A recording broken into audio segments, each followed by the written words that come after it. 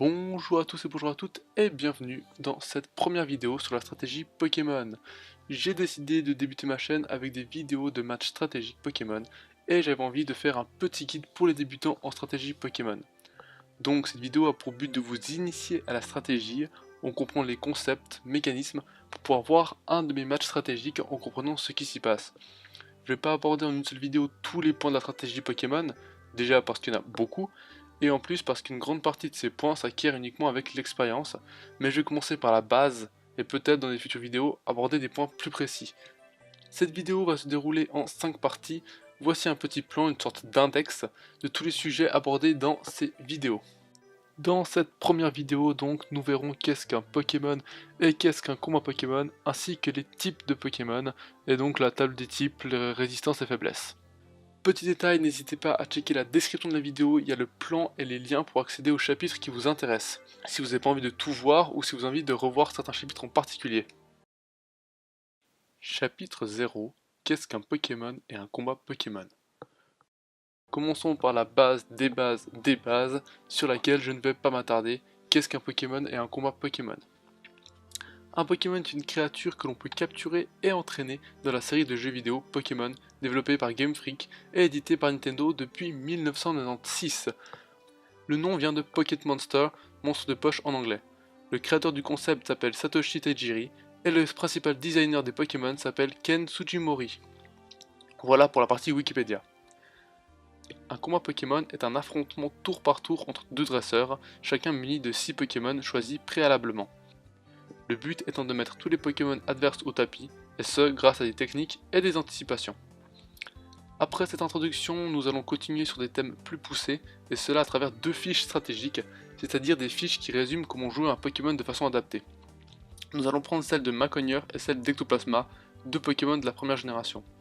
Nous allons prendre chaque point de ces fiches pour les détailler, les analyser, et voir tous les éléments qui en découlent. Pour commencer, le type. Chapitre 1. Le type.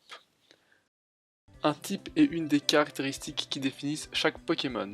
Le type de chaque espèce de Pokémon est fixe et ne changera jamais, ce qui explique pourquoi il n'est pas noté ici.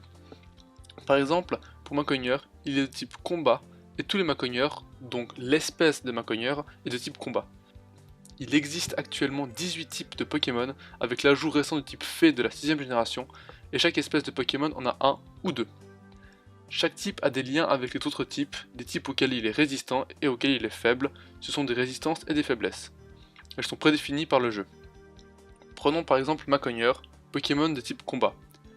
On peut aller voir sur internet toutes les résistances et les faiblesses du type combat. J'ai pris ici le tableau du site Pokébip.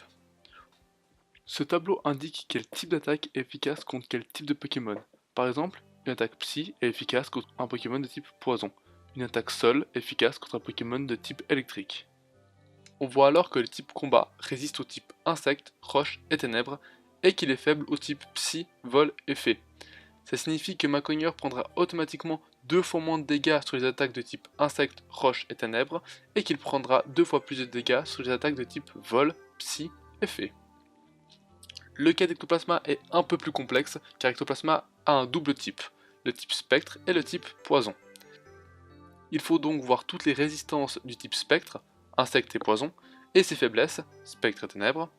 On fait pareil avec le type poison, 6 résistances, combat, fée, insecte, poison, plante, et ses faiblesses, sol et psy.